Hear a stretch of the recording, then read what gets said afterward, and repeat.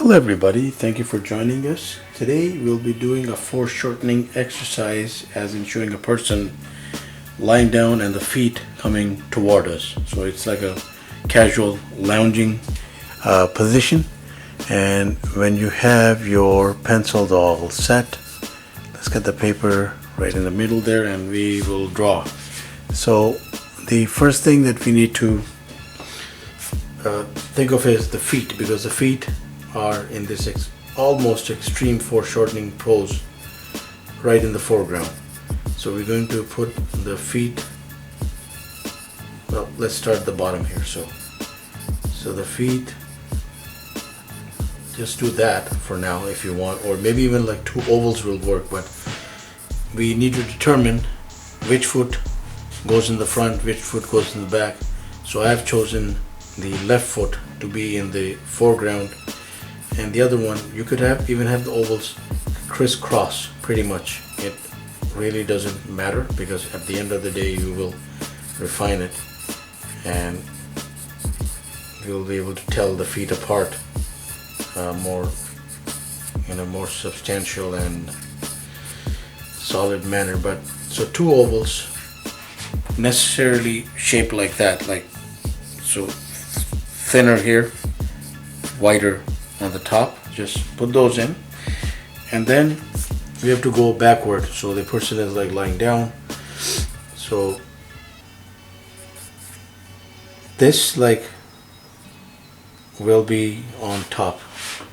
So we start from somewhere here, let's say, so the ankle will not be visible, and we work our way backward. So it's foreshortening, as I said. So we're going right back, putting in a knee around here. So it's a curve. That is the leg coming out from this foot, and knee going right back again. Now you could do all manners of things with this, so we'll actually go even further down here. So like this, so just a little curve there, and that is the thigh. And then the lower or body or the groin area is right here. He's lounging backward. That is the torso coming in view, so the framework for it.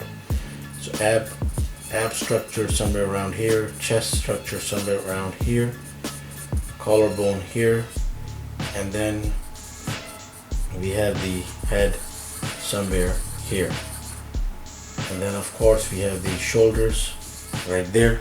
Now we can do one of so many things with this, but we will start with one aspect and we will work our way into a few different things. So we start off by putting the foot down. Well, that's actually a very useful, very handy expression, putting the foot down. And of course I am just doing a generic foot, and you could go and make all sorts of details here, like toe lines and the skin folds under the foot, and then have the segregating skin here, and then put in all those fine details that make the foot beautiful. So that's one foot, and then again along the same lines, and try to keep it as consistent as you can. I am just working very quickly and just trying to get some toes in there so that we can quickly go to the next part. And again, all the details you could work in on your own, and like Google some images, then you'll see that you can really enhance this image. So this foot here will pretty much vanish right there, like, or the leg, if you choose to show a portion of it.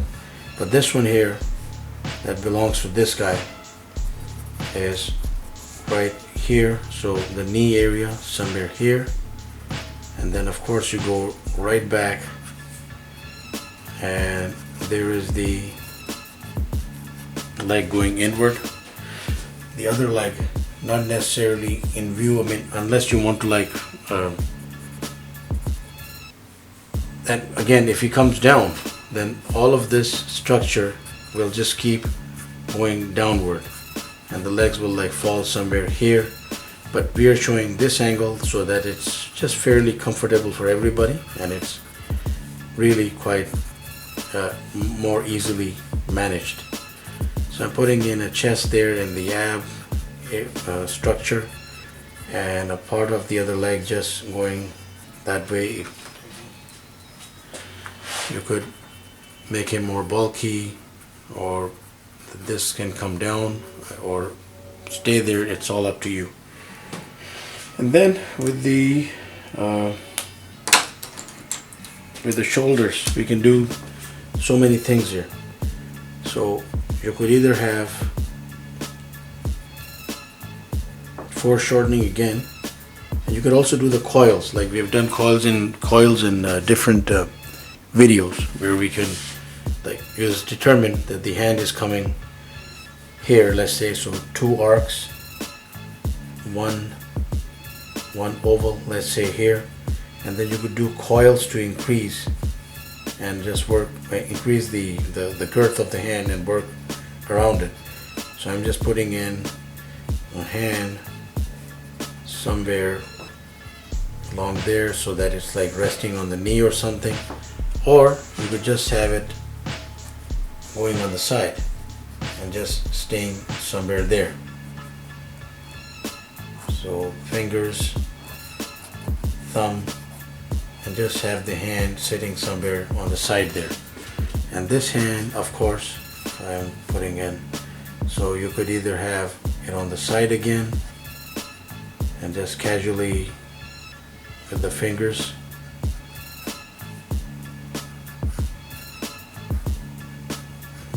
or you could have this hand go up and behind, which is actually a very popularly depicted relaxation pose. Have that hand go back. Now, and of course with the head also, it's pretty much the same thing. You could, so that's the collarbone structure.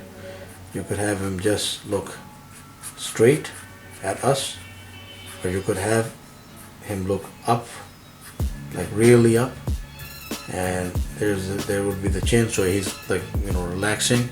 Ears somewhere here, mouth and nose, eyes.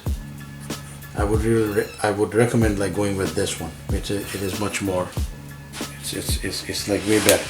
And then of course the structure that goes around him, again, it's all like left to your imagination. So he might have a pillow in the back there, or he might have it back here, and then of course you'll have to show whatever he's lying on in a foreshortened manner as well, going backward, and like that's it. So have lots of fun trying this particular pose out.